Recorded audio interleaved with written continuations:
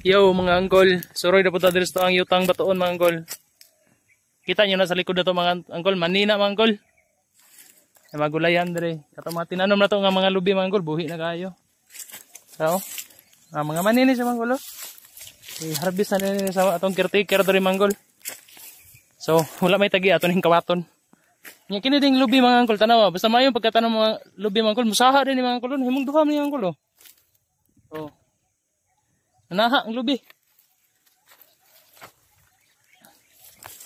Sarog tak harbis butong ani manggol. Kaluyan ito lubi. Ay mga mani diri oh. Mani kamote. Dito sa baba manggol nato dito tong gipa hurnal manggol pagbahagbas.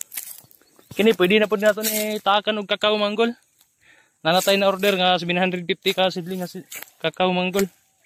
So ipa no nato to diri insert na to diri sa ito ang na mga lubi para isa hektarya ang kakawan, isa hektarya ang lubihan, isa hektarya ang yuta rapad gisagol ra tanan. Pero mapansin yung mga angkol murag na may mga daot ang udlot. Pero kini so diri mga angkol kini dirito paingon tong hurnals ta mga angkol. Murag ni itong kalingawan pag wala ta sa syudad mga angkol. Santo de dire, huwag ka ng boundary ka ng naipatay nga Jimilina. Mga itong boundaries ng yuta mga angkol. Pinagmay rin eh. May rin ka na itong yuta mga angkol. May na ni kalingawan. Yuta syudad, ulig bukid. Nga mo ang mansyon dire mga angkol. Ha? Ay mansyon, des babas ko ayan mga angkol. So, ito ang inahans kanuna yung panabang mga angkol.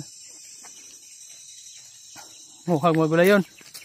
So mga matag man eh. Ayan na lungagon to dito.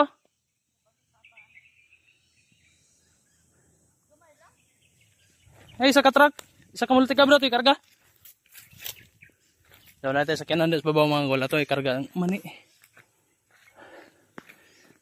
O na sulbad na ito ang kuha na ni kini. Ni sa katapok. Pahit na kini.